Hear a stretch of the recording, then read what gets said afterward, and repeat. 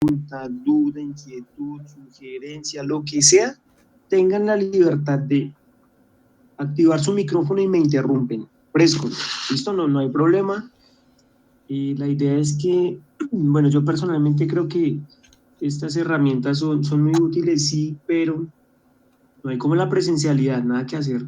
Entonces, no hay como estar viéndonos las caras en el salón, pero, ni modo. Entonces, por favor, cualquier pregunta, duda, activan el micrófono, por favor, me interrumpen sin ningún problema. Yo les pido el favor de que, por favor, estén pendientes. Si de pronto no escuchan, hay ruido, interferencia, no sé, cualquier cosa, me interrumpen. Creo que hay 29 personas conectadas, si mal no estoy, o 25 y son 40. Entonces, si no se conecta el resto, supongo que hicieron difusión masiva del link y pues todos sabían que esto era virtual hoy. Entonces, nada, hacemos la clase y para el final de la presentación, que yo espero que sea rápida, que hoy nos echemos menos tiempo, vamos a hacer alguna actividad de unas preguntas y así vía oral vamos a sustentar el tema, ¿listo? Entonces, pendientes, por favor, y vamos a empezar entonces. Entonces, recuento anatómico, básicamente, ese sistema endocrino es un conjunto de órganos que segregan algún tipo de sustancia llamada hormonas, ¿listo? Entonces, como ayer vimos, por ejemplo, eh, glándula tiroides y glándula paratiroides, ¿listo? Entonces, algunos de los, digamos que de los procesos metabólicos que regulan ese tipo de hormonas, por ejemplo, la velocidad del crecimiento, la actividad metabólica, desarrollo y funcionamiento de órganos sexuales, entre otras que nos mencionaron ayer los compañeritos, ¿listo? Entonces, vamos a empezar por la glándula tiroides. Entonces, ya sabemos que está, digamos que a la altura del opérculo superior al opérculo torácico, por encima de la unión de la clavícula y del esternón, tenemos la glándula tiroidea conformada por dos lóbulos principalmente, derecho e izquierdo, y un istmo, que es básicamente esa estructura que se encarga de unir esos dos lóbulos, ¿listo? Entonces, la glándula tiroides tiene, digamos que, fisiológicamente la responsabilidad de regular ciertos procesos metabólicos en el cuerpo y una vez que digamos que hay un desbalance en el funcionamiento de esa glándula, ya sea por hiper o hipofuncionamiento, digamos que van a generar alteraciones indirectas sobre muchos otros procesos metabólicos y alteración en otras funciones en otros órganos, ¿listo? Entonces, glándula tiroides productora de T3 y de T4. Entonces, T3, que ayer nos mencionaron los compañeros que era triyodotironina, y la T4 como tiroxina o tetrayodotironina, ¿listo? Esa glándula tiroides, digamos que se regula su función a partir de la estimulación que hace la hipófisis por medio de la liberación de una hormona que es la Profe, TSH. qué pena. Qué pena. Dime. ¿Puede repetir qué significa ¿Qué el significa T3 y el el T3 y T4? el T4? La T3 es triyodotironina y la T4 es tiroxina o tetrayodotironina. ¿Listo? Entonces, triyodotironina o tetrayodotironina. ¿Listo? Listo, profe. Listo, profe. Vale, entonces, la liberación de TSH se produce en la hipófisis, ¿listo? Y la TSH, ¿qué es? Hormona estimulante de la tiroides, ¿listo? Entonces, vamos a evaluar que a veces cuando hay baja producción o alta producción de TSH por parte de la hipófisis, va a generar directamente alteración en la producción y síntesis de hormona en la glándula tiroides, ¿listo? Entonces, ¿eso qué significa? Cuando nosotros encontramos a nivel plasmático, por ejemplo, valores de TSH que están suprimidos, es decir, vamos a tener 0.001 en el TSH, entonces no hay producción de hormona que estimule la glándula tiroides, pero eso ¿qué va a generar? O digamos que se conoce como un hipertiroidismo, aunque los niveles estén suprimidos, mientras que cuando los niveles de TSH están por encima de lo normal, vamos a tener que el paciente va a tener una representación que puede ser clínica o subclínica de un hipotiroidismo. Entonces, valores de TSH bajos, hipertiroidismo, y valores de TSH elevados, hipotiroidismo. ¿Listo? Entonces, para la gamografía de glándula tiroides en medicina nuclear, ustedes van a encontrarse con pacientes con 1000 indicaciones. ¿Listo? Digamos que de forma general o de forma principal vamos a encontrar pacientes con cuadros de hipotiroidismo, hipertiroidismo, muy común en los niños, el control a veces incluso prequirúrgico para quistes tiroglosos. Podemos encontrar glándulas tiroides ectópicas, sublinguales, torácicas. A veces, por ejemplo, pacientes son candidatos para una gamografía de tiroides previa a una terapia, por ejemplo, de yodo en el escenario de un cáncer de tiroides. Sin embargo, como dialogábamos ayer, digamos que la gamografía de tiroides, uno, permite hacer una evaluación, que aunque no muy detallada, sí permite hacer una evaluación anatómica, una evaluación fisiológica claramente cuando se hace el cálculo de ese índice de atrapamiento que estuve revisando el día de hoy y oscila entre los 2.5 y los 4.5 como índice de atrapamiento de pertecnectato de sodio en la glándula tiroides. ¿Listo? Pero como les digo, es decir, hay pacientes que van a tener sintomatologías, por ejemplo, les voy a dar un ejemplo. Tiene temblores, tiene taquicardia, le toman un TSH y está en 0.01. Entonces sospechan en ese paciente un hipertiroidismo. ¿Listo? Hay oftalmoplegia y digamos que diferentes, eh, digamos que manifestaciones de la enfermedad en el paciente. ¿Listo? Entonces son pacientes que son llevados a gamografía de tiroides inicialmente para una estadificación de su enfermedad. Preparación o contraindicaciones. Digamos que aquí hay un punto, y es que los pacientes normalmente en el caso de los hipotiroidismos, es decir, cuando hay de pronto hipersegregación de hormona estimulante de la tiroides, los pacientes pueden manifestar hipotiroidismos, es decir, que hay descenso en la producción de hormona tiroidea, y resulta que normalmente el manejo médico consiste en hacer una suplencia de esa hormona que naturalmente no se está produciendo. ¿Listo? Entonces, si el paciente no está produciendo su hormona tiroidea, pues normalmente lo que hacen es medicarlo con una hormona que es sintética. Ejemplo, una levotiroxina, un Synthroid, un Eutirox, y dependiendo pues la severidad del cuadro clínico del paciente, si ya está en una etapa clínica, es decir, que hay manifestaciones de la enfermedad como tal, pues la dosis va a cambiar. ¿Listo? Entonces, si yo administro la dosis para una gamografía de glándula tiroides a un paciente que está con tratamiento, vamos a poner un ejemplo, con levotiroxina, esos trazadores, ese medicamento y ese trazador, digamos que de alguna forma van a generar, por decirlo de alguna forma, van a competir, lo cual va a, digamos que va a afectar directamente la incorporación del trazador en la glándula, no la vamos a ver de manera adecuada. Entonces, importante que en la preparación de ese paciente ese medicamento sea suspendido. Como les digo, levotiroxina, Synthroid y Eutirox, de los que me acuerdo en este momento, esos tres medicamentos, hay que suspenderlos por lo menos 4 semanitas. ¿Listo? En el segundo punto vemos que hay metimazol, sin embargo, recientemente estuvimos haciendo la revisión de la literatura y resulta que para casos de gamografía de tiroides con tecnesio o pertecnectato de sodio, el metimazol no debe ser suspendido porque el trazador, como vimos ayer, no se incorpora a la síntesis de hormona tiroidea y por lo tanto no va, digamos que a seguir esa ruta metabólica como si de pronto el yodo. Entonces, es algo que digamos que está en revisión. Yo lo tengo aquí en las diapositivas, pero es algo que tenemos que despejar, listo, una vez que lo consultemos y lo trabajemos sobre lo que está escrito últimamente en preparaciones para ese tipo de exploraciones, listo. Los contrastes yodados, como les decía, eh, la glándula tiroides podríamos explicarlo de una forma, y es que incorpora el yodo, pero ella no es capaz de diferenciar entre el yodo que es orgánico y el yodo que es inorgánico. Entonces, ¿qué pasa? Yo consumo en mis alimentos normalmente yodo, por ejemplo, en la sal, bueno, no sé, en muchos productos alimenticios y en otros que podemos utilizar incluso como para el cuidado personal, para, no sé, tinturas para el pelo, cuestiones de este tipo. Entonces, ¿qué pasa? Que la glándula tiroidea no diferencia entre qué es yodo orgánico y qué es yodo inorgánico, simplemente que lo incorpora a la síntesis propia de la glándula.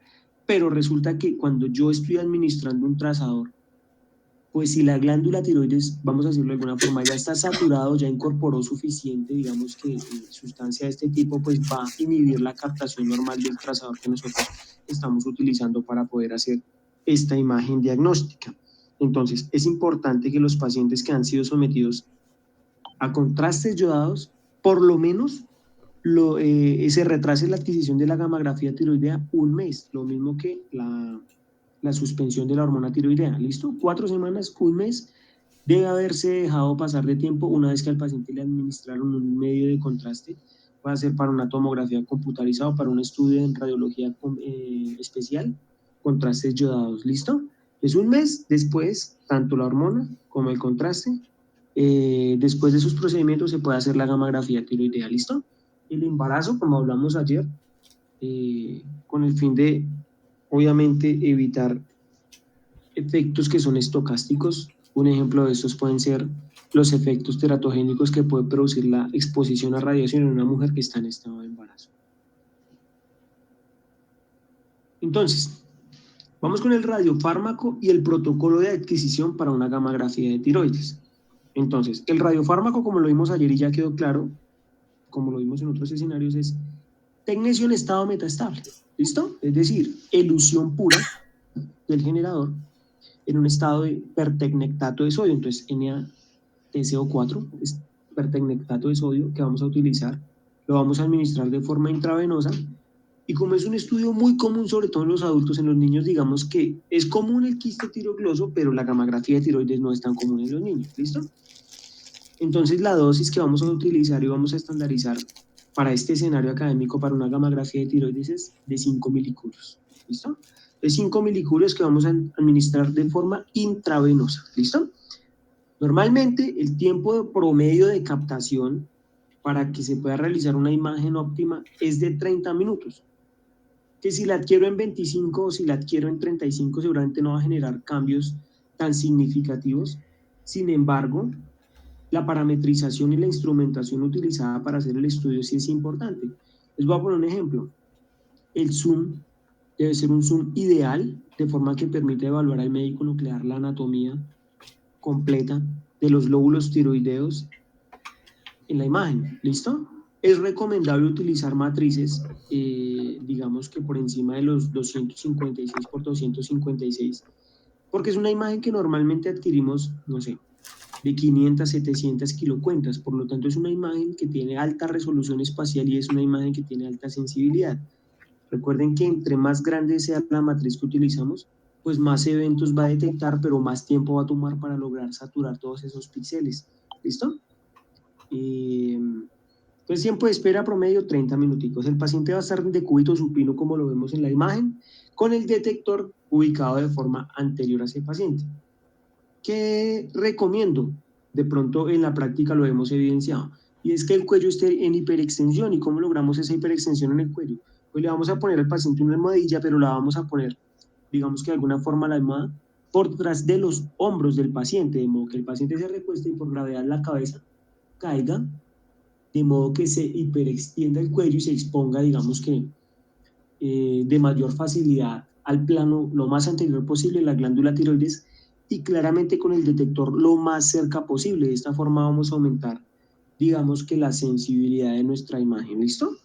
Todas las imágenes estáticas, dinámicas y de SPECT que se hacen en medicina nuclear deben adquirirse con los detectores lo más cerca posible al paciente.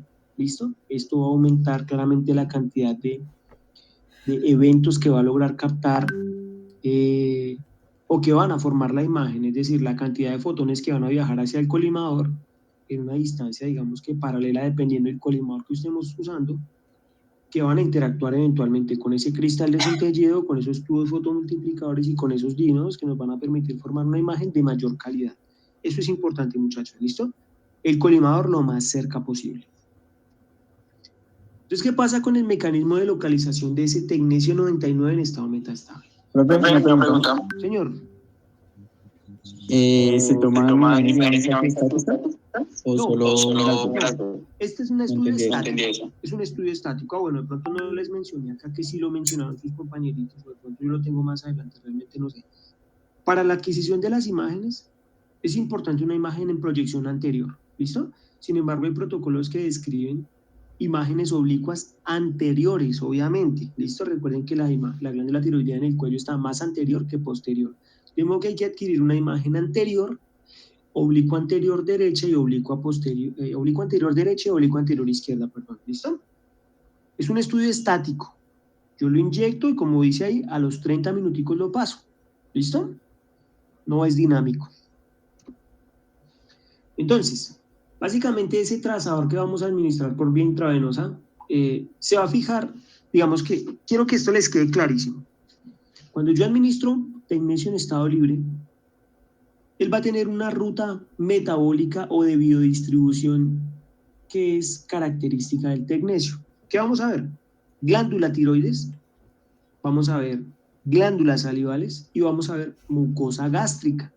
Entonces, si yo le inyecto al paciente ese tecnesio para hacer la imagen de tiroides, pues es normal que yo alcance a ver, como lo vimos en los ejemplos de las imágenes, pues las glándulas salivales principalmente, o digamos que el par de las glándulas tiroides, las glándulas salivales parótidas, perdón, las glándulas parótidas y las glándulas submaxilares.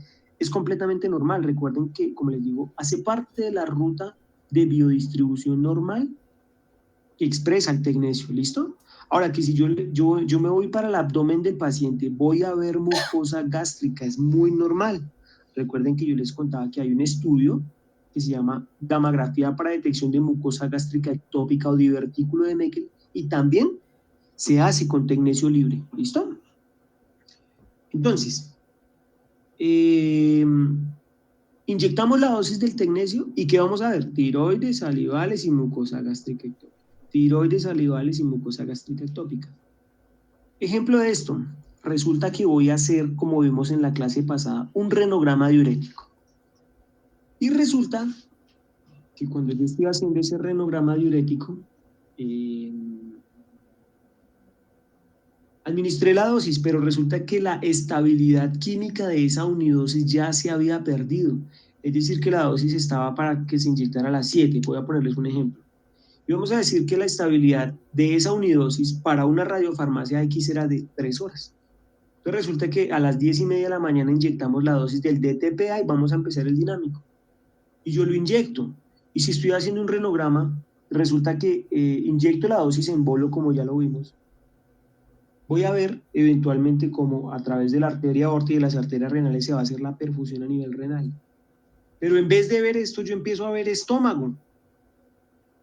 Recuerden que estoy inyectando un DTPA, pero inyecto la dosis y empiezo a ver estómago.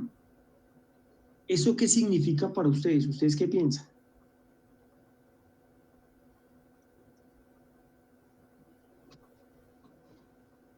¿Qué creen ustedes que pasó? Profe, qué pena, ¿puede? ¿Se fue largo? No fue una pregunta y también se puede usar el radiofármaco NIBIS. Señor, más duro, más fuerte, no le escuché, perdón. Que para actividad no podemos usar el radiofármaco NIBIS. Pero estamos hablando de la tiroides.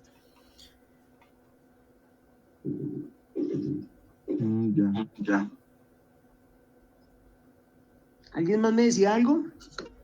Sí, profe, qué pena. ¿Me puede repetir la pregunta? Lo que dijo? Ah, bueno, entonces, ¿qué pasa? Voy a administrar la dosis de un DTPA para un renograma. Y resulta que cuando inyecto la dosis del DTPA, empiezo a ver estómago. Y yo cuando inyecto un DTPA, ¿qué debería ver? Pues los riñones, ¿verdad? Entonces, ¿qué pasa? ¿Qué creen ustedes que pasó ahí? Si estoy inyectando un DTPA, ¿por qué estoy viendo el estómago? ¿Quién se apunta? ¿Qué creen? Administró muy poco radiofármaco. Muy poco radiofármaco, pero recuerda que yo estoy inyectando DTPA. Eso significa que el DTPA tiene una cualidad, como lo vimos, y es que se filtra a nivel glomerular. Es decir, que si yo inyecto DTPA, igual son 3 milicurios, que es muy poquitico, digamos que se infiltró. pero muy poquitica cantidad logró pasar a la circulación sistémica. Va a parar en el riñón. Listo. Pero ¿cuál es la razón por la cual yo voy a empezar a ver estómago? Es otra estructura completamente diferente. Entonces, ¿qué creen? ¿Qué se les viene a la mente? Opinen. Por lo que decía, Señor. te decía por el regalo. Perdóneme, no le entiendo.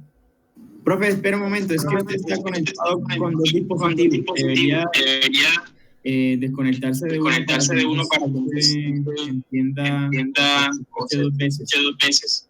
Es que yo no es que les escuche dos veces, es que hablaron dos personas al tiempo. Lo que pasa es que estoy transmitiendo en un computador, pero les estoy hablando a través de un celular porque en el computador no me sirve el micrófono. Pues no tengo alternativa. Pero yo les entiendo perfecto, pero cuando hablan dos es el problema de la confusión. No, acá no pasa. Si hablan uno de nosotros, sí se escucha dos veces. Ok, entiendo. Yo diría que elimina.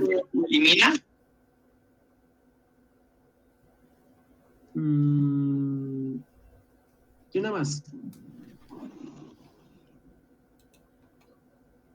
Profe, tal vez, bueno, no sé, Profe, pero será porque bueno, no estómago pero será porque tiene una mucosa, ¿no? Y también tiene una filtración. Entonces algo de ese medicamento, pues, lo absorbe el estómago y por eso se ve.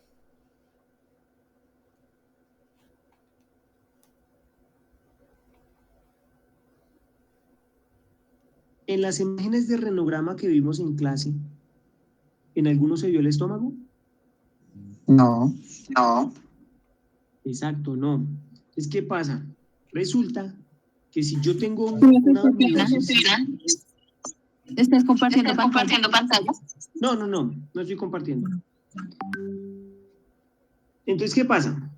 Resulta que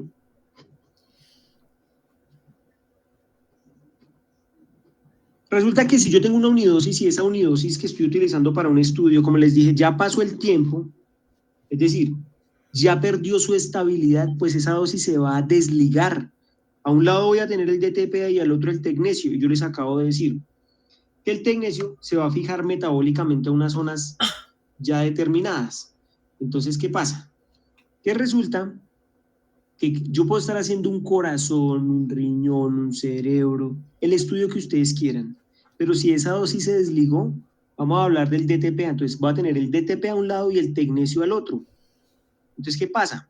Que el tecnesio solito va a viajar y se va a fijar ¿en dónde? En tiroides, en salivales, en la mucosa gástrica ectópica. Entonces, si yo estoy haciendo un renograma y empiezo a ver estómago, yo de una vez digo, esa dosis se desligó, se dañó. Oiga, miro la hora, es que se venció y yo no me di cuenta y la inyecté. Entonces, pilas con eso. El tecnesio solito, su biodistribución normal es tiroides, glándulas salivales y mucosa gástrica ectópica. ¿Claros con eso? Profe, entonces lo que se adhirió en el ejemplo que pone, lo que se adheriría a la sería el tecnesio, porque al desligarse el DTPA, pues no tiene nada que ver con esas estructuras, entonces ahí es el tecnesio el que se desligó y por ende se ve el estómago y pues se pueden ver la tiroides, las glándulas salivales, digo yo, ¿no? ¿Sí? Sí. Exacto. ¿El DTP a dónde va a ir? Al riñón, claro, él va a ir al riñón, porque él está diseñado para viajar al riñón, pero como no está marcado con tecnesio, nosotros no lo podemos ver. Recuerden que el fármaco es el vehículo de transporte que ubica esa sustancia en el órgano que yo desee estudiar. Pero para yo poderlo ver tengo que tener un emisor gamma que esté emitiendo radiación y que me permita hacerle un rastreo a ver para dónde se fue esa vaina. En este caso, señor. En este caso el tecnesio. Exactamente, en este caso el tecnesio. Entonces el tecnesio ahí se fija donde es y como él emite radiación yo lo veo. El DTPA se fue solito y el tecnesio se fue por otro lado. Se desligó la dosis. Entonces si usted está haciendo un corazón y usted empieza a ver estómago, ese miércoles ahí pasó. Eso, profe, una pregunta. Señor. Profe, o sea, digamos, no sé cuánto tiempo tiene el tecnesio para desligarse o algo así. Eso Profe, yo depende acá- porque la estabilidad química de las unidosis va a variar. ¿Qué les puedo decir yo? Por ejemplo, el MDP es muy estable. Tener una estabilidad para algunos proveedores de hasta 6 horas. Ahora, ¿qué es lo que tengo yo que entrar a ver? El decaimiento. Claro, ya pasó una vida media. Pero dosis, por ejemplo, como el DTPA, el HMPAO, que se utiliza para hacer estudios de perfusión cerebral, son unas unidosis un poco más, digamos que inestables. Entonces pueden perder su estabilidad química con un tiempo. Entonces ustedes van a ver la dosis y dice, oiga, le vamos a hacer un estudio a Andrés a las 7 de la mañana. Ah, pero ya son las 9, no se lo he hecho. Hay que fijarse porque el proveedor les pone hora de calibración, tal hora de vencimiento, tal hora. Entonces ustedes tienen que fijarse para evitar incurrir en ese tipo de mala práctica de administrar una unidosis que está vencida. ¿Correcto? Profe, Señor. listo, profe, ya lo entendí. entonces en ese caso toca esperar las 6 horas hasta que se disuelva el tecnesio o se vuelve a aplicar otra dosis inmediatamente. No, si usted, o sea, si usted administró una dosis que está vencida, ¿sí? ¿Eso es lo que me está diciendo? ¿Cuánto hay que esperar para ponerle otra? Sí, profe, exacto. No, si usted le inyectó una unidosis, usted no puede esperar. 6 horas solamente es una vida media. Si usted arranca el renograma con otra unidosis, va a haber estómago, va a haber riñones, pero también va a haber estómago. Eso no puede ser así, porque puede que sea un estudio, es un estudio que está mal hecho. Entonces, ahí no hay segunda instancia, ahí el estudio hay que reprogramarlo y repetirlo. ¿Cuánto tiempo tendrá que pasar? Yo digo que por lo menos unos 2 días, barato. Entonces hay que fijarse muy bien. Recuerden que hay unos correctos en la administración de medicamentos. Claramente el radiofármaco no tiene propiedades farmacológicas, pero estamos administrando un trazador radioactivo. Entonces, pues es importante tener presente eso, ¿listo?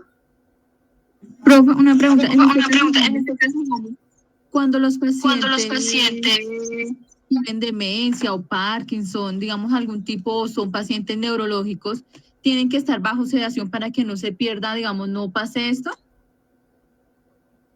Pues digamos que hace un par de días nosotros hicimos un renograma 3 en una paciente que tenía síndrome de Down. Entonces el estudio tocó hacerlo bajo sedación. ¿Por qué? Pues porque, claro, la paciente estaba pues inquieta, de pronto en una sala extraña, con personas extrañas, entonces se alteraba, pero en esos casos en los que definitivamente la indicación médica es que el estudio haya que hacerlo bajo sedación o anestesia general, se hace. ¿Que es muy raro? Es muy raro. Normalmente un paciente colabora, pero hay casos de casos, entonces a veces sí toca bajo sedación o anestesia.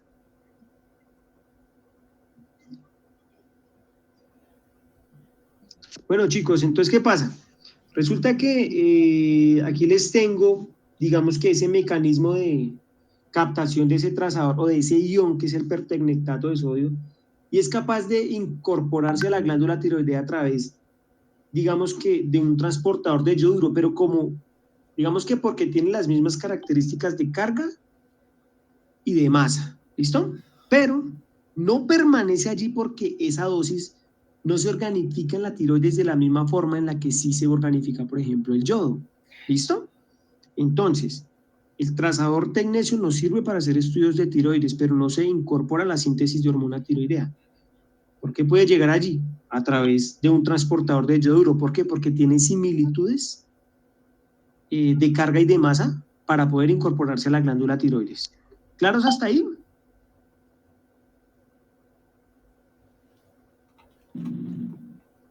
Sí, Sí, profe. señor. Sí, profe, sí, señor. Listo, muy bien. Ahí me está, ahí dice que la llamada va a finalizar en 13 minutos. Creo, si no estoy mal, ahí Fabián me estaba avisando, Fabián, perdóneme, Joan me estaba avisando de que ya tenemos listo otro. Espérenme un segundo.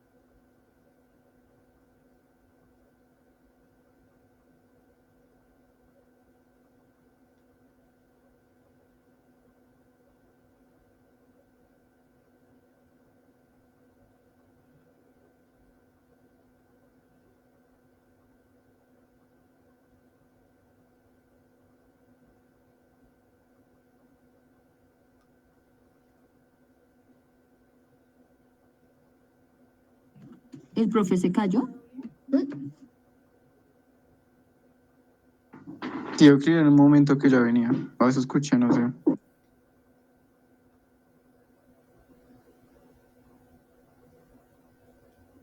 Duró mucho que le entró como una llamada.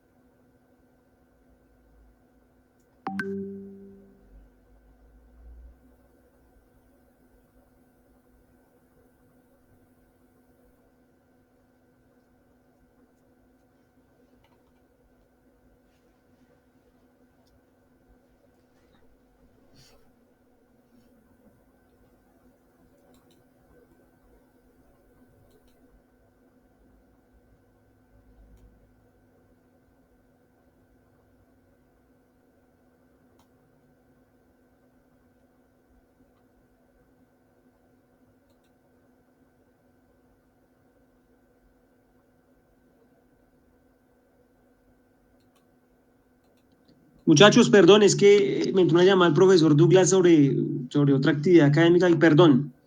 Entonces les decía que se va a vencer la llamada, entonces tenemos que pasar a la otra. ¿Ahí estará Johan en esta llamada? Johan, ¿cómo se está por ahí? Sí, señor. Sí. Ah, bueno, entonces, ¿cómo es la cosa? Cuéntenos, se va a finalizar en 10 minutos, me aparece a mí. Entonces su merced ya tiene otro link. Para cuando este se cierre, ¿nos pasamos al otro? Es correcto, profe. Sí. Listo, entonces compártalos con sus compañeritos y apenas esta se cierre, pues pasamos a la otra, nada que hacer, ¿listo? Bueno, entonces, Sí, claro, señor. con el mecanismo de captación del tecnecio. ¿Alguna pregunta? Sí, profe, yo. Dime. Su merced decía cuando se inyectaba pues digamos que se iba a captar en la glándula tiroides, en las glándulas salivales y en la mucosa gástrica ectópica. Pero luego hablaba de que ¿cómo se llama eso? En la glándula ya después ya no iba a permanecer. Entonces, al fin, sí, digamos, si su mecanismo de captación o localización queda en la glándula o solo es momentáneo.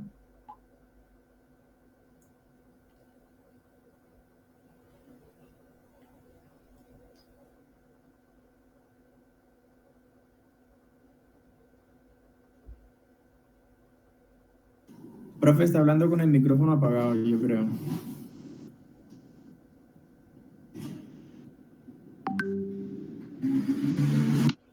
Listo, ahora sí, perdón. Entonces, ¿cuál es la cosa? Tú pones la dosis y vas a ver la glándula tiroides. La vas a ver de manera, digamos que permanente, pero a lo que nos referimos es que no puede seguir la misma ruta metabólica como si el yodo, por ejemplo, de la síntesis de hormonas. Es decir, tú estás viendo la glándula tiroidea, pero no significa que esa dosis se esté incorporando a la síntesis que hace esa glándula tiroidea. ¿Listo?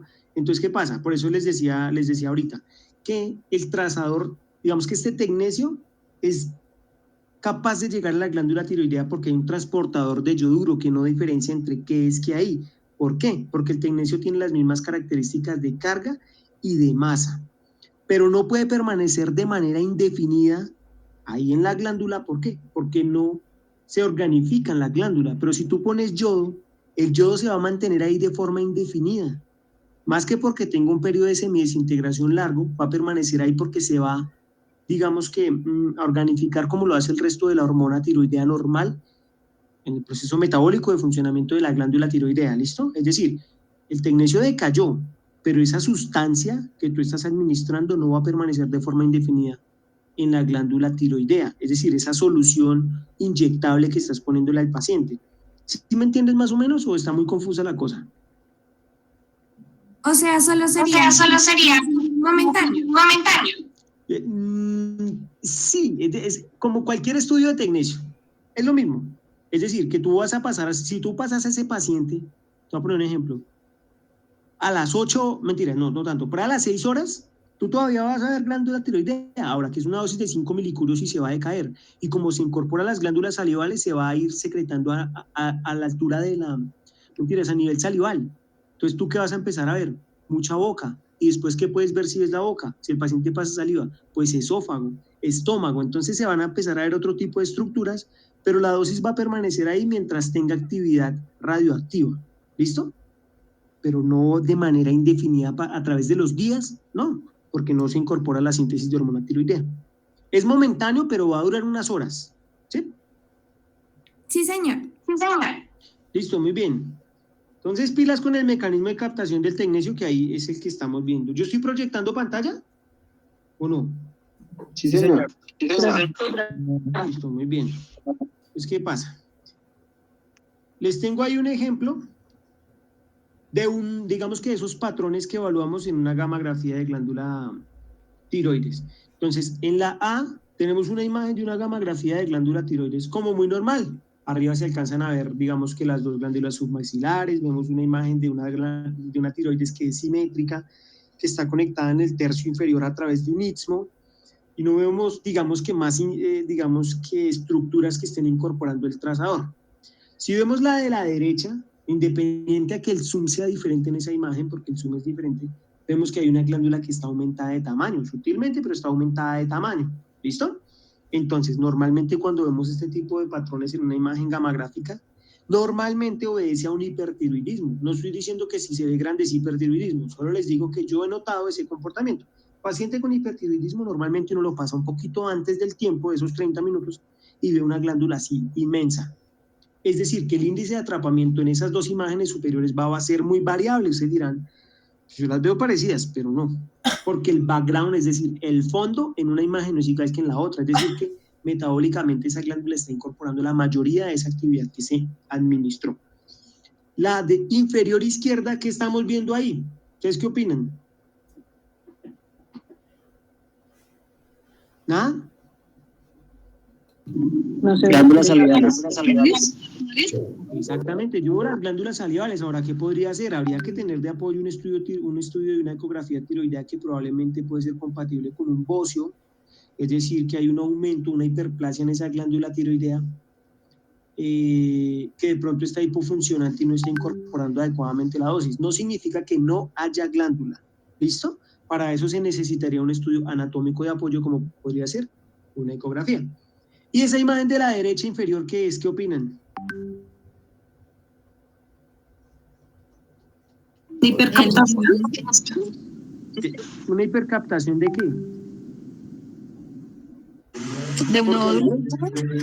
A los lados se alcanzan a ver, se alcanzan a ver muy sutilmente, pero les pido que hagan un acto de fe y me digan que a los lados de ese punto ven las submaxilares. Muy sutilmente, pero se alcanzan a ver las submaxilares. Pero en la mitad de esas submaxilares hay un punto. Entonces, ¿ese punto qué es? Profe, algo ilógico, ¿debajo de la lengua? Exactamente. ¿Recuerdan que yo les decía que puede haber ectopías tiroideas? Pues esa es una glándula tiroides ectópica sublingual. Es decir, que debajo de la lengua ese paciente tiene la tiroides. Es una tiroides ectópica sublingual. Muy raro, pero ustedes, el día de mañana que vean esa vaina por ahí en los años, ustedes van a decir, yo ya sé qué es. Es una tiroides ectópica sublingual. ¿Listo? Entonces tenemos aquí el ejemplo de un nódulo. ¿Listo? Entonces vemos que no hay captación e incorporación simétrica del trazador a la altura, digamos que esa glándula. Vemos que hay mayor captación. ¿En cuál lóbulo? ¿En el derecho o en el izquierdo? ¿Ustedes qué dicen? En el derecho, profe. En el derecho, profe. Perfectamente, es decir, que hay un nódulo, como nos decían ayer los compañeros, que es caliente, es decir, que es hipercaptante, que está a la altura, no sabemos si en el tercio inferior o superior, pero está en el lóbulo derecho de la glándula tiroides. ¿Listo? No sé si ahí en la tabla inferior derecha ustedes alcanzan a ver que la proporción es de 4.83, es decir, la tasa de incorporación de tecnecio en ese nódulo tiroideo o en esa glándula tiroides es de 4.83. Entonces aquí ustedes van a ver los conteos. Entonces en la tiroides tenemos 48.473 conteos. Y en el background vemos 10.016. Entonces, ¿cómo se hace el cálculo del índice de atrapamiento de forma manual si el equipo no lo hiciera automático? ¿Ustedes qué creen? Pues lo que vamos a hacer es coger las cuentas. Claro, pues tú coges las cuentas de la tiroides, le restas las del background y lo divides en el background. ¿Listo? Entonces, tiroides y background, ahí lo vemos, ¿sí o no? Entonces, tiroides dividido background, perdón, tiroides menos background dividido background. Eso nos va a dar el índice de atrapamiento. Lo que pasa es que hay software y equipos que lo hacen de forma automática. ¿Claros? Yes, sir. Yes, sir. Listo, vamos migrando al otro link, por favor. Al otro link que esta vaina se va a cerrar.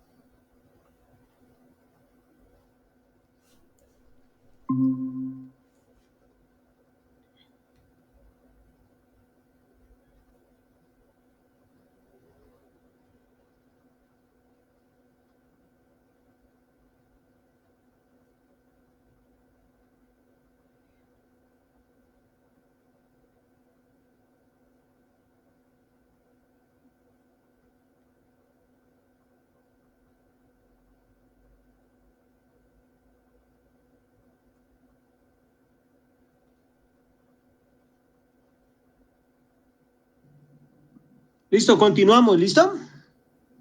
¿Están ahí? Sí, señor. Sí, señor. Listo, muy bien. Entonces el nódulo ahí se los presento, así es como se ve un nódulo hipercaptante en una gammagrafía de tiroides. Bueno, entonces, ¿qué pasa? Este es del pecho. Entonces, ¿qué vamos a ver? Que hay una glándula tiroidea que está aumentada de tamaño. ¿Ven la proporción entre esta glándula tiroides, por ejemplo, de la izquierda, y esta de acá, frente a las glándulas salivales, parótidas y submaxilares? Es una glándula tiroides inmensa. ¿Listo? Muy probablemente obedece a que tenemos un paciente que está cursando con un hipertiroidismo, muy probablemente, digo, no lo aseguro, y les voy a pedir que por favor se dirijan al índice de atrapamiento. El índice de atrapamiento aquí era de 4.83 y decimos que es más o menos de 2.5 a 4.5 normal. Vean este en cuánto está, ¿lo alcanzan a leer ustedes? 95. No, ¿Cuál es? 21. 21.77. Exactamente. Y si estamos hablando que es de 2.5 a 4.5 más o menos, y ese está en 21, significa que está hiper funcionante esa glándula, es decir, su índice de atrapamiento es demasiado alto. ¿Listo? ¿Listo? Entonces, como les decía, ustedes ahí pueden ver que hay una imagen anterior, una oblicuo anterior derecha y una oblicuo anterior izquierda. Ese es el orden en el que adquirimos. Anterior, oblicuo anterior derecha, oblicuo anterior izquierda. ¿Claros? Entonces aquí les presento la ectopía. ¿Recuerdan que vimos que había una glándula tiroidea ectópica sublingual? Entonces, ¿qué pasa? Que la proporción acá es de 6.1, es decir, es una glándula tiroides sublingual ectópica, pero que está completamente funcional. Ya vamos a ver que puede que a veces haya presencia, por ejemplo, de tejido ectópico, o como es el caso del quiste tirogloso, que digamos que durante la gestación, en la etapa embriológica, no desciende adecuadamente hasta la zona en la que se ubica finalmente la glándula tiroides. ¿Listo? Esta está completamente funcional, incluso este índice de atrapamiento es de 6.1, es decir, que está sutilmente por encima de lo normal, y ya está, bueno. En este caso a ese paciente le hicimos un SPECT-CT porque decíamos, oiga, ¿será que esa sí es la glándula tiroides? ¿O será que está tan, digamos que capta tanto trazador que no nos está dejando ver adecuadamente lo que sí es tiroides? Y vea, ahí está. Entonces es una glándula tiroides que está casi que sobre la base de la lengua, ¿listo? Entonces, ¿qué pasa? Este es un caso de un quiste tirogloso que realizamos a un paciente que tiene 3 años Entonces resulta que vamos a ver las imágenes de la izquierda, ¿listo? Entonces,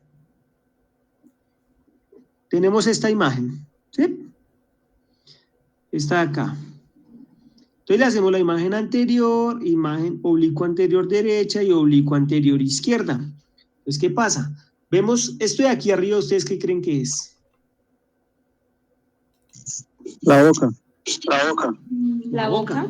La Se lengua. incorpora La lengua. La en la lengua. boca. ¿Por qué? Porque la dosis se incorpora a la glándula salival y va a empezar a secretar saliva, y eso finalmente va a estar ahí en la boca, pero vemos que aquí abajito está la glándula tiroides, ahí se alcanza a ver, tiene un índice de atrapamiento de 2.2, es decir, está funcional, pero resulta que el paciente tiene un quiste tirogloso, porque cuando hace hiperextensión del cuello a la palpación submandibular se ve que tiene una prominencia dura, indolora. ¿Y qué pasa? Que le están estudiando un quiste tirogloso, entonces nosotros le marcamos el quiste tirogloso, como ustedes lo ven acá, con una fuente de radiación, y el médico puede con toda seguridad decir que hay una glándula tiroides funcional con un índice de atrapamiento pues que está en 2.2 y que hay presencia de un quiste tirogloso que por medio de la marcación saben que está completamente hipofuncionante. Es decir, no funciona, no es hipo, sino que no funciona, es afuncional.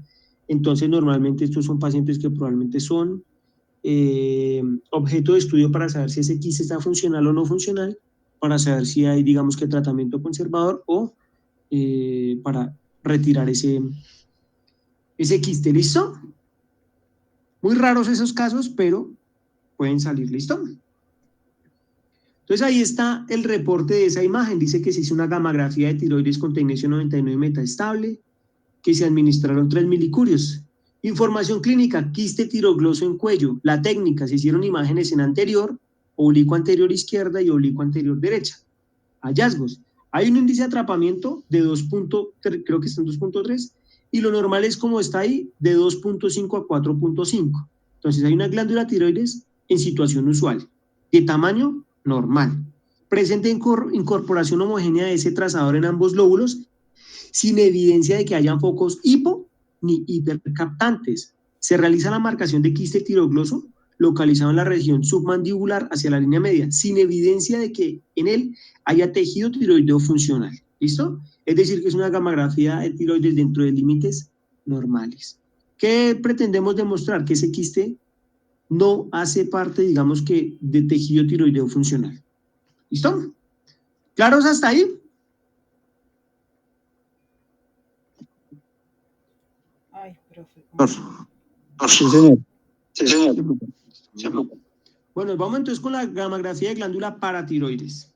Entonces, ayer los compañeritos nos mostraron este diagrama. Tenemos que en la parte ventral de esa glándula tiroidea o posterior tenemos normalmente localizadas 4 glándulas paratiroides, entonces que son como del tamaño de una lenteja, más o menos. Eso es lo que dicen, yo no las he visto nunca en persona. Entonces, ¿qué pasa? Tenemos 4 glandulitas ahí por ese lado, que están en la parte posterior de la glándula tiroides. Ayer nos explicaban que hay digamos que un componente en estas 4 glándulas, que normalmente son 4, que hay un componente celular que son células oxífilas, que tienen un elevado contenido mitocondrial y que son productoras de paratormona o PTH. ¿Listo? Recuerden que cuando vimos corazón, en algún momento veíamos que la captación del MIB depende esencialmente de que haya integridad, primero del miocito, es decir, de la célula propiamente dicha del músculo cardíaco, y obviamente de que haya un vaso o una ruta a través de la cual ese MIB va a llegar al músculo, que es la arteria. Pero hay una característica por la cual ese trazador se puede incorporar al músculo, y es porque es ávido de un componente celular que es la mitocondria. ¿Listo? Entonces, ¿qué pasa acá en estas células oxifílicas? Si es que tienen un alto contenido mitocondrial. ¿Listo? Entonces, es un estudio que podemos realizar a partir de la administración de un trazador, que en este caso va a ser MIB o metoxisobutilisonitrilo. Ustedes ya saben, ¿listo? Entonces, ¿qué función metabólica tienen estas glándulas? Control del metabolismo fosfocálcico, aumentando valores de calcio en sangre. Pero ¿qué pasa? Cuando está hiper o hipofuncionante, pues va a generar un desbalance bioquímico en el organismo que va a derivar en que hayan hipercalcemias. Entonces, una hipercalcemia, el paciente produce cálculo renal, cálculo biliar y mejor dicho. Ah, no, que es que bajo contenido de calcio, baja densidad en mineral. Entonces, ¿qué pasa? El paciente tiene la osteopenia, tiene osteoporosis y diferentes trastornos metabólicos asociados precisamente a esos valores que debe regular ese PTH en el organismo. Entonces ustedes dirán, un problema que viene de una hormona o de una glándula tan pequeña puede generar problemas muy severos de salud. Es decir, es un efecto dominó, algo muy pequeño puede generar inconvenientes, digamos que mucho más severos. ¿Listo? Entonces, indicaciones para una gamografía de glándula paratiroides. Y es importante. Señor. Disculpe, que yo tengo una duda con la anterior, con la gamografía de tiroides. Ajá. ¿Puede pasarla, por favor? La otra. La anterior. Ahí. Ajá. Ah, no, creo que es la otra. La siguiente. Ahí. Sí, yo tengo la duda. El radiofármaco que se utilizó ahí fue Pertenitrato de sodio. Sí, pero ahí yo evidenciando que el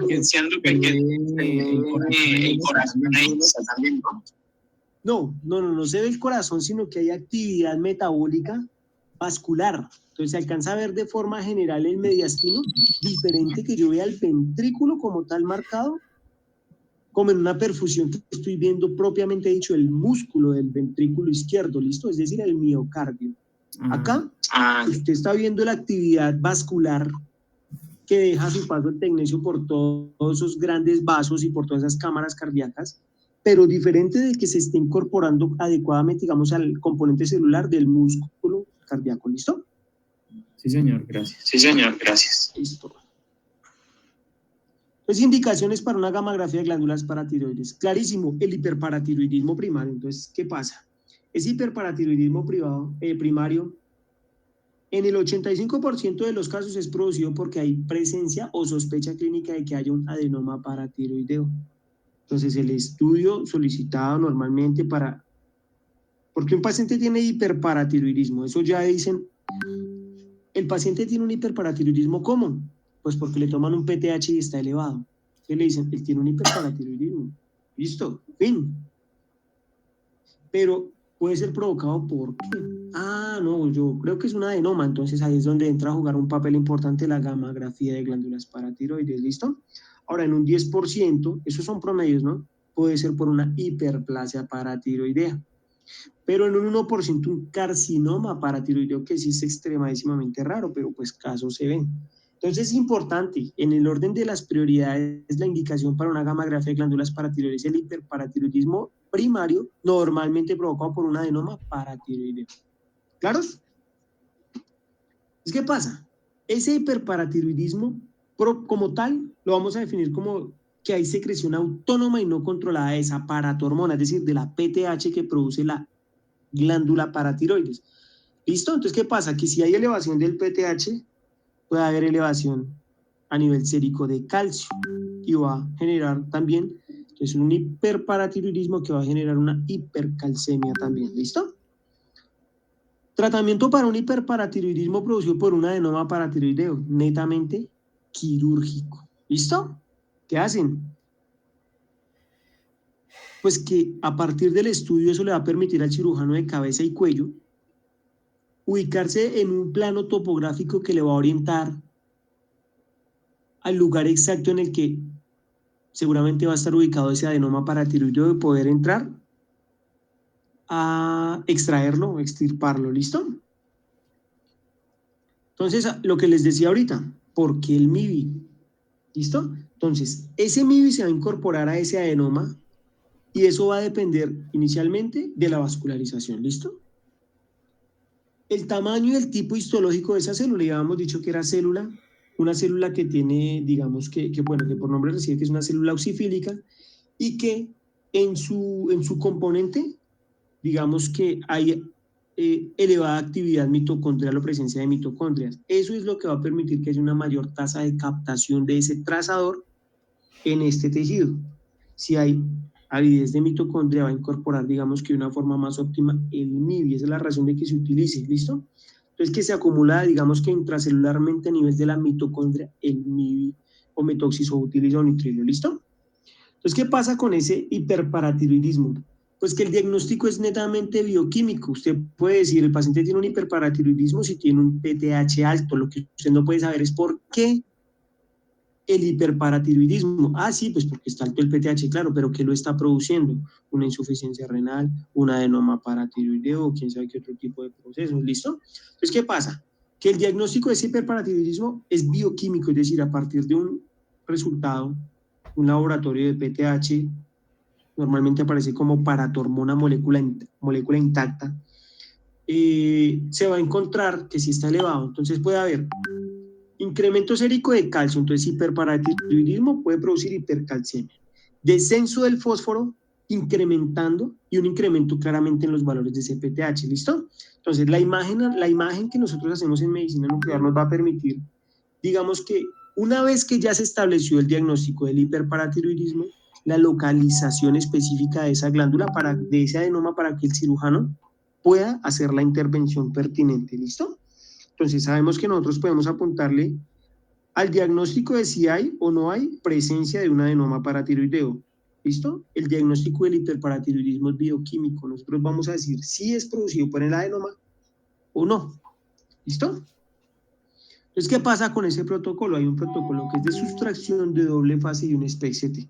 ¿Qué pasa con la sustracción? Yo les decía ayer, la sustracción digital permite, digamos que, obtener una imagen en la que vamos a ver únicamente o exclusivamente la expresión de ese MIB en un adenoma en el caso de que exista, ¿listo? Vamos a restarle una imagen de tiroides a una imagen hecha con MIB para solo ver el MIB, es decir, extraer digitalmente el tecnesio. Ahora que esa doble fase tiene como prerequisito que se haga una imagen precoz y una imagen tardía. Eso es importante. Teniendo presente que en la mayoría de los protocolos se describe que hay que hacer una imagen que normalmente es a la hora en la que vemos el pico máximo de captación en el adenoma de ese isonitrilo, ¿listo? Y el SPECT, pues que aumenta la sensibilidad de la imagen y nos va a permitir evaluar de forma complementaria la glándula. Pero ojo, lo que yo les decía, yo no estoy viendo la glándula paratiroides propiamente dicha, sino que en el caso de que haya un adenoma, voy a ver ese adenoma. ¿Listo? ¿Claros hasta ahí? ¿Preguntas, dudas? Yo, profe, yo tengo una... Dime. Se utilizan una de las dos opciones, por ejemplo, o ya sea solo sustracción o ya sea doble fase, ¿sí? No.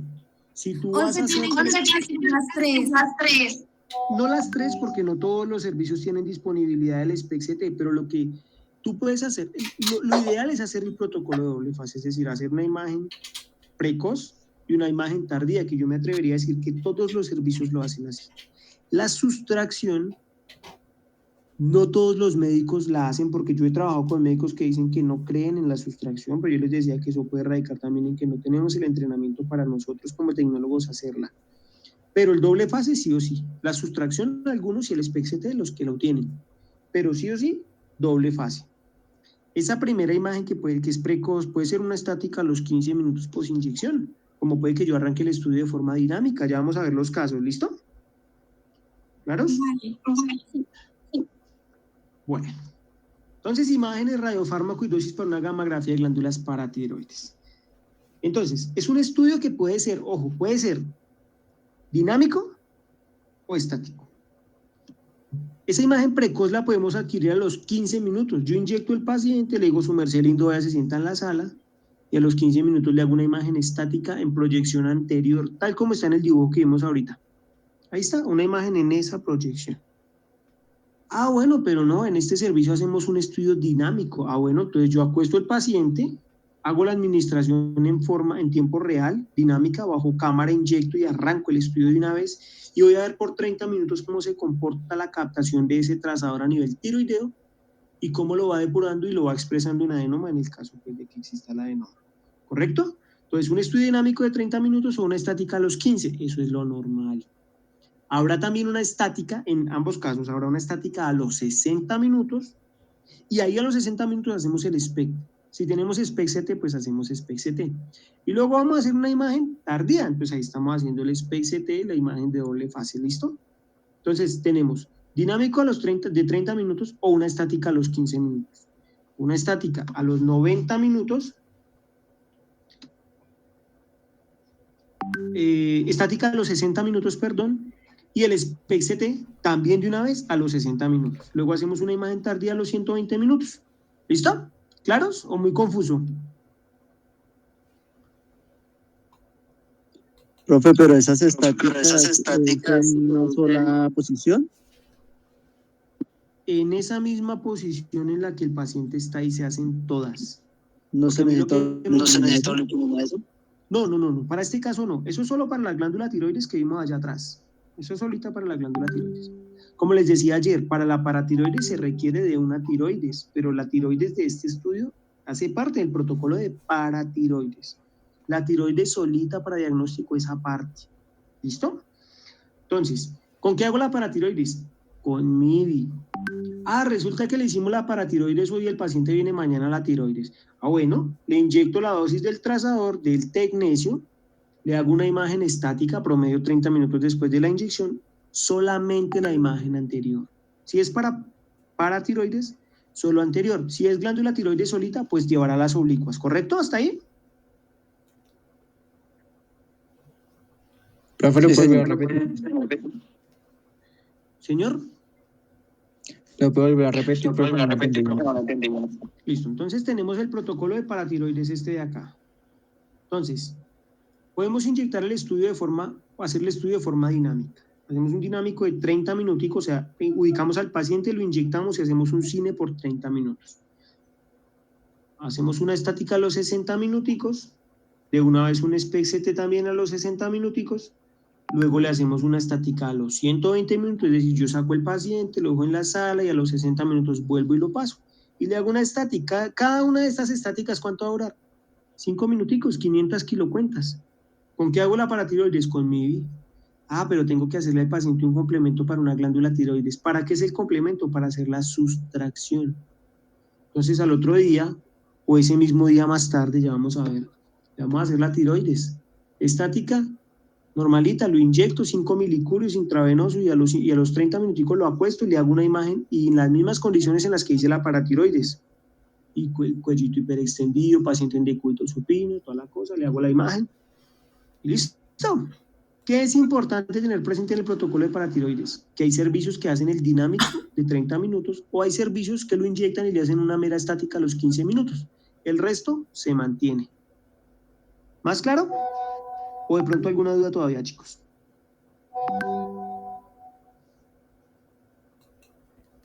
Profe, a ver si le entendí.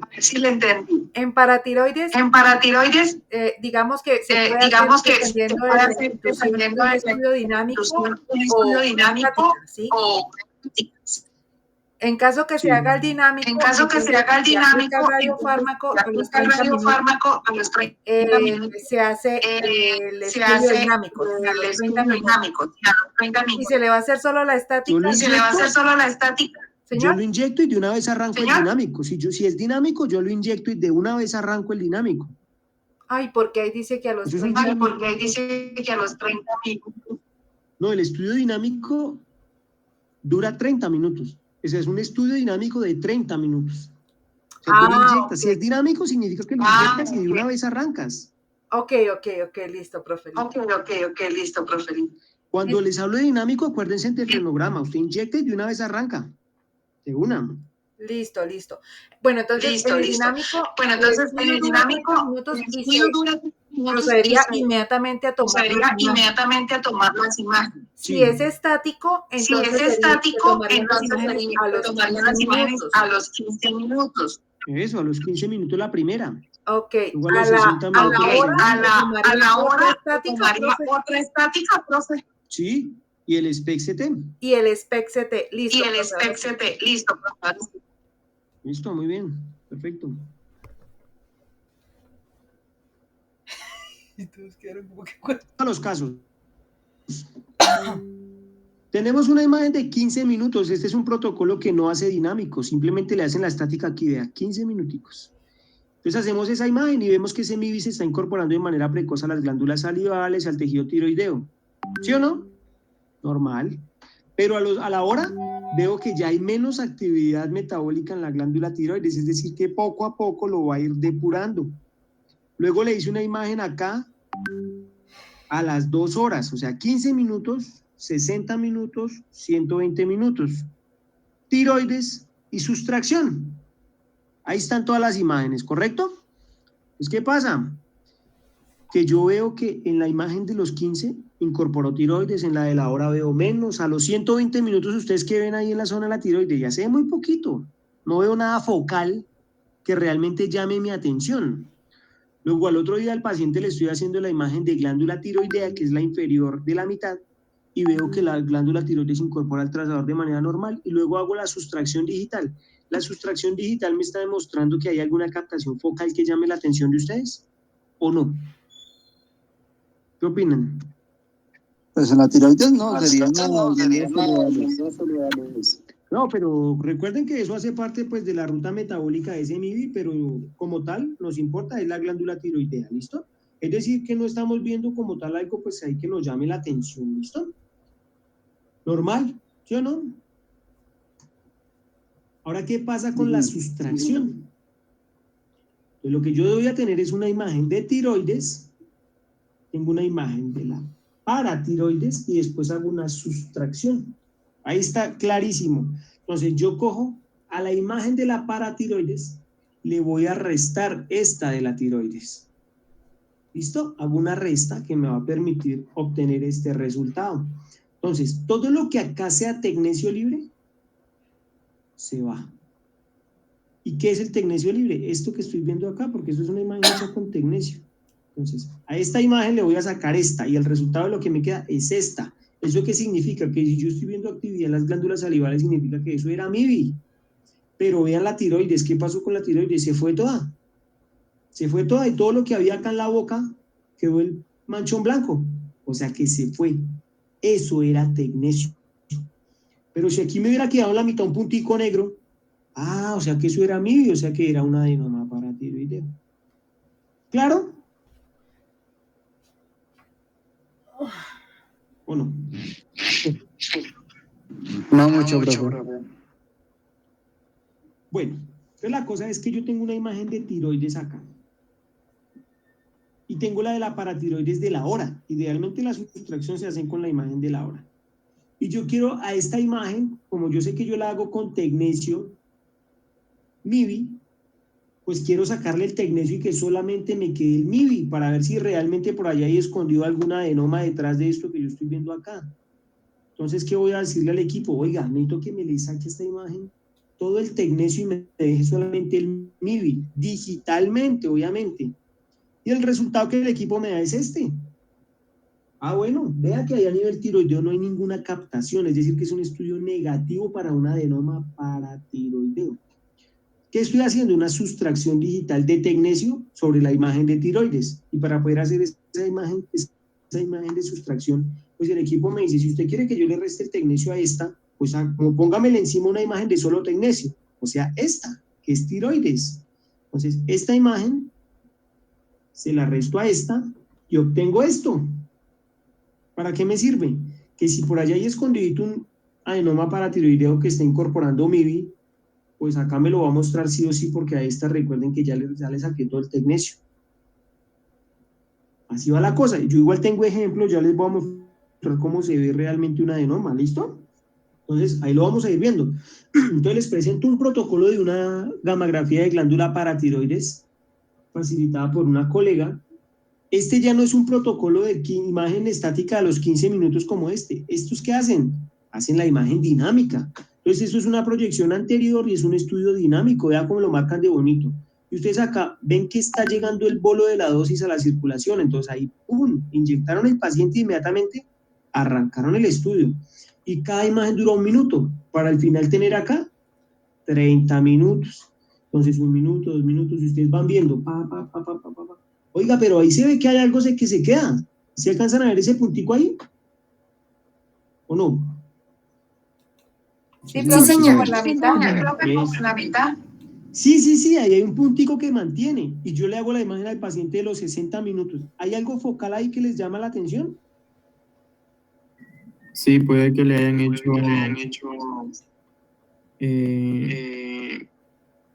¿cómo que se llama? Tiene como un quiste, ¿no? No, si está incorporando MIBI, ustedes tienen que sospechar es que es un adenoma, no un quiste. Si capta MIBI, es sospechoso de ser un adenoma. Ahora, la sustracción digital es la que nos va a decir, oiga, si es o no es un adenoma. ¿Listo? Es que pasa, tengo la de los 60 minutos. Este protocolo también le hace imagen a los 90, es decir, hace más imágenes, pero yo sigo viendo focalmente esa captación ahí. Le hacemos la de los 120 minutos y ustedes dicen, oiga, pero ¿qué dice ahí? Marcaciones. Pues resulta que yo les explicaba que la marcación se utiliza para que ambas imágenes queden en la misma posición. Le ponen al paciente un reparo anatómico. Y resulta que hacen la imagen de los 120 minuticos, de la última, la tardía, y luego hacen la imagen de tiroides. ¿Listo? ¿Sí ven que aquí en la imagen de la tiroides ya se pierde ese punto focal? ¿Por qué? Porque pues la tiroides lo está tapando, lo está encubriendo. Claro, entonces yo digo, oiga, pero ¿cómo sé que eso sí era un adenoma o no era un adenoma? Pues le vamos a hacer la sustracción digital a ver qué pasa. Y resulta que le hacen al paciente aquí la sustracción digital en diferentes porcentajes. No sé si ustedes acá alcanzan a ver que dice 100% de sustracción, creo que 75% de sustracción, 50% de sustracción y 25% de sustracción. ¿Qué tenemos acá? Pues tenemos la imagen del MIBI, del tecnecio y la sustracción. MIBI, tecnecio, sustracción, MIBI, tecnecio, sustracción, MIBI, tecnecio, sustracción. Entonces ustedes ven los puntos, claro, pero ven en esta primera sustracción del 100% que ahí se ve el puntico. Ahí se sigue viendo a pesar de la sustracción. En esta de acá, ahí se ve. Acá, ahí se ve. Y acá, ahí se ve. ¿Eso qué significa? Que eso que ustedes vieron acá era un adenoma paratiroideo. ¿Listo? La imagen de la sustracción está diciendo que sí es un adenoma paratiroideo. ¿Claro hasta ahí? Sí, señor. Listo, aquí tenemos otro caso, pero ya no es con dinámico, sino que es una imagen de 15 minutos estática. Lo mismo, 15 minutos, 1 hora, 2 horas, tiroides y sustracción.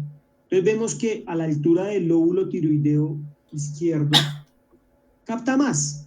A la hora, oiga, todavía capta. Y a las 2 horas también. Y la tiroides, bueno, la tiroides sí hay un sancocho, esa tiroides ahí, no sabemos qué es qué. Vamos a hacer la sustracción y vean qué pasa después de que yo hago la sustracción. Algo me queda ahí. ¿Eso qué significa? Que es un estudio positivo para un adenoma paratiroideo a la altura del lóbulo inferior de la glándula tiroidea. Lóbulo izquierdo, perdón, de la glándula tiroidea. ¿Correcto? Correcto. Listo. Entonces, identificar un adenoma paratiroideo es relativamente sencillo. Hay casos, obviamente, que tienen mucha complejidad, pero pues bueno, ahí entra ya el entrenamiento del médico nuclear para poder diagnosticar adecuadamente ahí. Bueno, entonces resulta que a este paciente le vimos ese adenoma ahí. Vamos a hacerle un SPECT a ver qué pasa. Y decimos, oiga, pues ahí sí se ve algo chiquitico, acá focal, lo vamos a triangular en el SPECT, acá también en el corte coronal y en el corte sagital. ¿Listo? Bueno, vamos a hacer el SPECT, entonces vemos la captación aquí en el plano axial y cuando venimos aquí al TAC, vemos que hay una imagen, digamos que con un coeficiente de atenuación, digamos que un poco más hipertensa frente al resto de la glándula tiroidea y más grande, más prominente, que está incorporando. Y aquí cuando hacemos la fusión vemos que la imagen anatómica y la fisiológica finalmente corresponde a que ahí hay presencia de un adenoma paratiroideo. Hacemos la imagen de 3D y vemos que hay una captación focal solita individual ahí a la altura del lóbulo tiroideo izquierdo, y el reporte del médico nuclear dice que los hallazgos gamagráficos sugieren que hay un adenoma paratiroideo, ¿listo? Intratiroideo, o sea, es decir, es adenoma paratiroideo intratiroideo, ¿listo? Correlacionar con una ecografía estrictamente dirigida, ¿listo? Entonces, ahí está el caso, ¿bueno? ¿Qué opinan de este caso? ¿Negativo o positivo?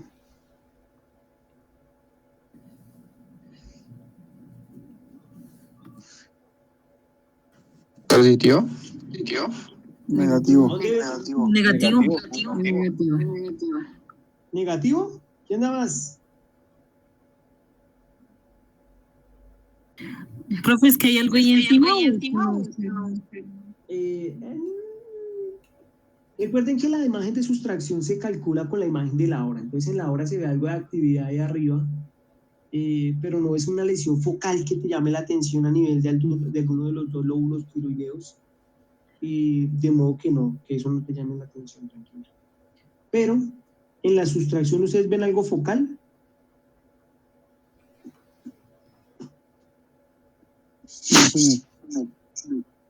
No. Listo, entonces es porque es un estudio que es negativo para un adenoma paratiroideo, ¿listo?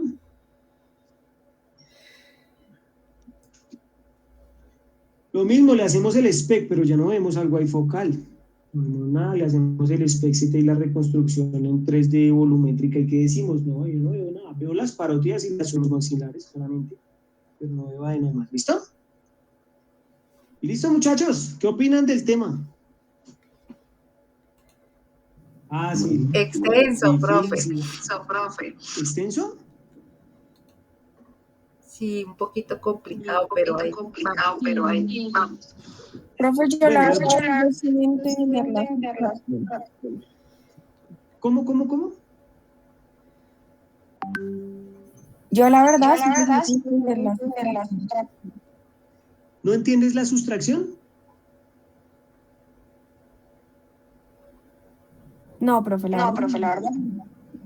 Vamos para allá. Pues permítanme, yo les proyecto y vamos a revisarla con cuidado.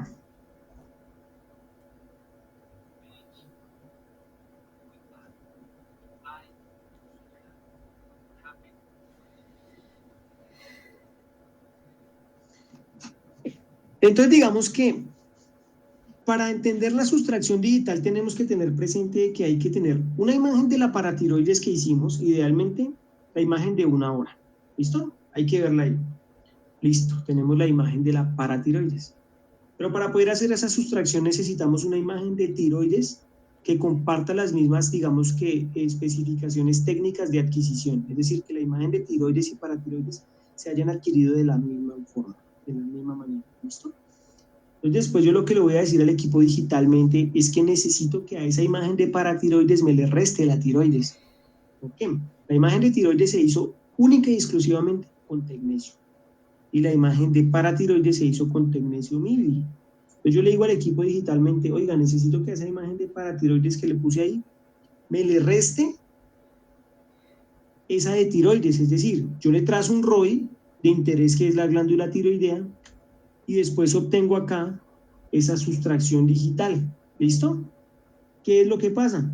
Que el equipo está haciéndole una resta a esas imágenes. Yo le estoy pidiendo que a esa paratiroides me le reste la tiroides, es decir, que a esa imagen de tecnesio MIBI me le saque digitalmente todo el tecnesio y me le deje única y exclusivamente el MIBI.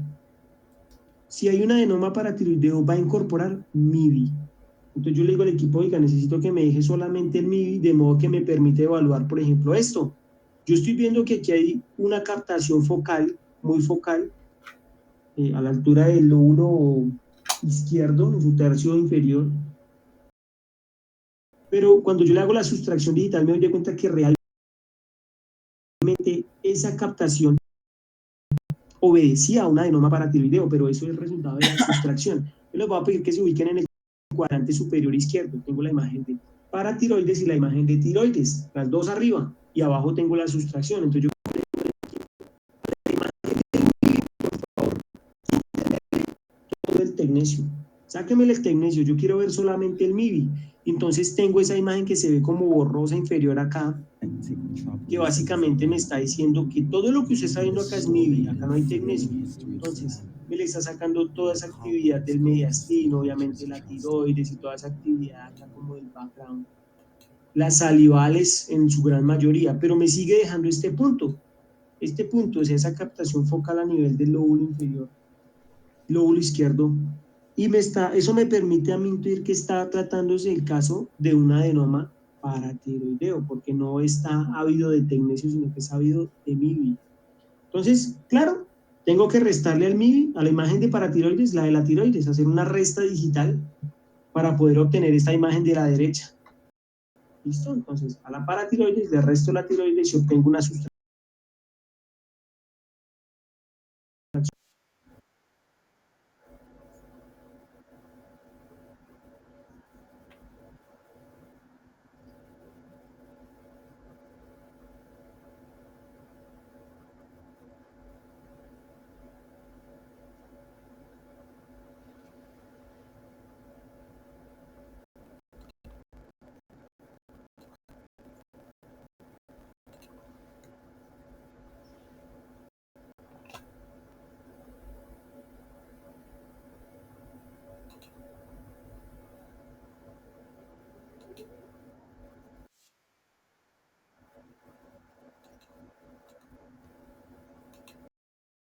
Háganle. Iba a faltar hartísima gente, ¿no? ¿Es necesario encenderla? Sí. No, profe, terrible. A ver,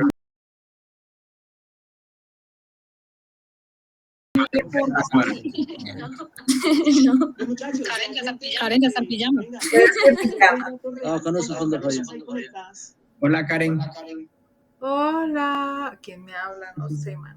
Hay 34 conectados, o sea, 32 personas. Porque yo estoy en 2 dispositivos, eso lo tengo claro. Está bueno eso cuando fallan.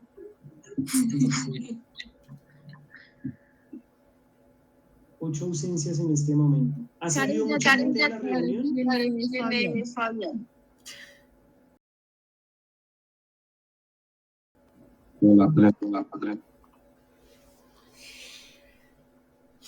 Al principio había más personas conectadas o nos hemos mantenido.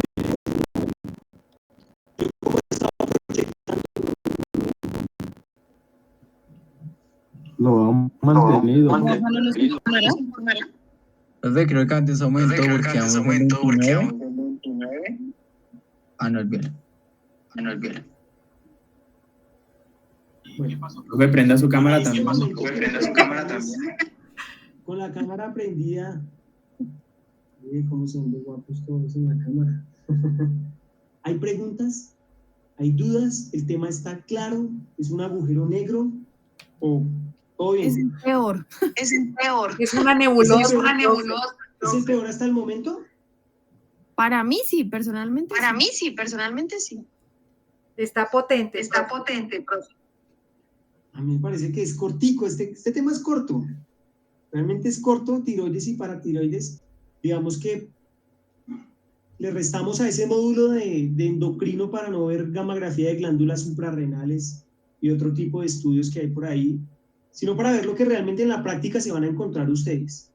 Entonces, pues nada, si de pronto ustedes como el fin de semana revisan sus apuntes y leen juiciosos y todo eso, y hay alguna duda que surja, entonces el martes que tenemos clase nos vamos a ver allá y las vamos a despejar. Lleguen con preguntas, por favor. Lean. Eso quiere decir quiz. Porque si ustedes no preguntan, pregunto yo. ¿Vale? Entonces, por favor. Profe, pero por favor, mande las diapositivas con Johan. ¿Señora? Que por favor mande las diapositivas con Johan. Inmediatamente las envío. Entonces, bueno chicos, yo creo que ya estuvo la clase. Para el martes seguimos con ¿cuál tema? ¿Pulmonar? Creo que seguimos nosotros, profe. Entonces, gamografía de ventilación y perfusión pulmonar para el martes. ¿Y qué tema sigue? Hepatobiliar. Hepatoesplénica y biliar. Sí, señor. Listo, muy bien. Yo creo que eso lo vamos a ver. Esos dos temas los vamos a ver entre martes y miércoles. Eso alcanza a salir porque son cortos los dos. O sea que el martes sería el biliar y esplénica. No, el martes sería gamografía Nosotros. de ventilación y perfusión pulmonar. Y el miércoles sería gamografía hepatoesplénica y gamografía hepatobiliar. ¿Listo? Vale. Bueno, muchachos, entonces así quedamos por el día de hoy. Espero que hayan entendido, que haya sido amena la reunión virtual. Y yo de corazón espero verlos el martes en persona. Espero que no sea a través de una herramienta de estas porque... Uy, Daniela. ¿Listo, muchachos? ¿Qué dijo? Cosas paranormales. Tape, dijo. Mejor, Buenas tardes. Profe, muchas gracias. Que Dios los Gracias, bendiga. profe. No estoy prendo la cámara. Gracias. No, Karen. Chao. Chao. Gracias.